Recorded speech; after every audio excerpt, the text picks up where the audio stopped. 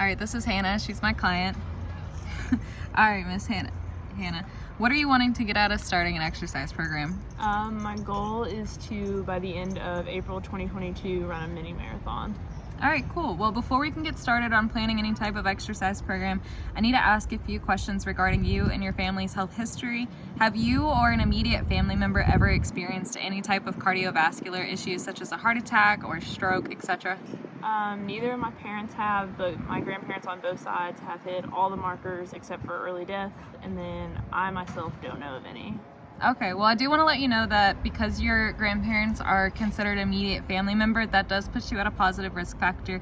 However, because you're not experiencing any symptoms yourself and you have no known cardiovascular issues, we can go ahead and start with this program. Awesome. So I know that you mentioned you wanted to run a mini marathon. What sort of exercise or physical activity are you getting right now?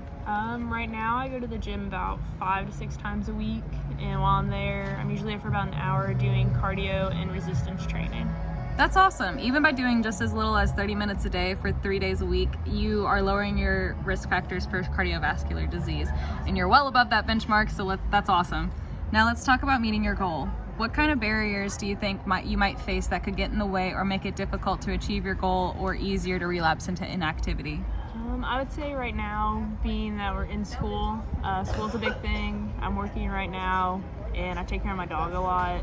And then I think down the road I might find it hard to have motivation for myself. Okay, well, I want to get you started on a physical activity program that can work with that. The first thing I would say is to maybe increase what you do outside of the gym, like taking your dog for more walks or taking the stairs instead of the elevator, which can increase your endurance without taking too much time away from you. I also want to increase your intensity at the gym. Spend full sessions on momentum and full sessions on muscle or strength conditioning.